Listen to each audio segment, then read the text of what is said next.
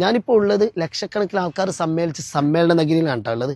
ഞാൻ ഇന്ന് വെറുതെ വന്നത്, വരുന്ന വഴിക്കൊക്കെ റോഡ് ആ ഭാഗങ്ങളിൽ നല്ല നീറ്റായിട്ട് കാണുന്നുണ്ട്.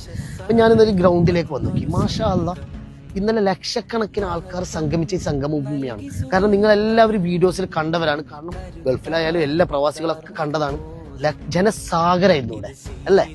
ഈ ജനസാഗരത്തിനിടയിൽ ആയിരക്കണക്കിന് ആൾക്കാർ പങ്കെടുക്കുന്ന കല്യാണത്തിന് നമ്മളെ വീട്ടിൽ തന്നെ എത്രമാത്രം കച്ചറകൾ വേസ്റ്റ് ഉണ്ടാവും എന്നുള്ള കാര്യം നമുക്ക് എല്ലാവർക്കും അറിയാം.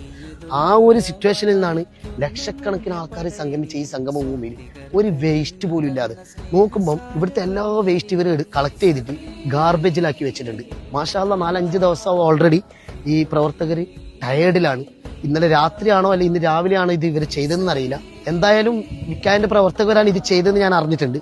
മാഷാ അല്ലാഹ്, അവർക്ക് ബിഗ് സല്യൂട്ട്. കാരണം അവർ ആത്മാർത്ഥമായിട്ട് വർക്ക് ചെയ്ത്. കാരണം ഒരു പരിപാടി കഴിഞ്ഞാൽ പൊതുവേ നമുക്കെല്ലാവർക്കും അറിയാലോ, പരിപാടി കഴിഞ്ഞാൽ പിന്നെ നമ്മളെല്ലാവരും എണിച്ച് പോക്കാണ്. പക്ഷെ ഇവരങ്ങനെയല്ല, വൃത്തിയാക്കി നീറ്റ് ആക്കിയിട്ടാണ് ഇവർ പോയത്. നമുക്കൊന്ന് കാണാം സംഭവം.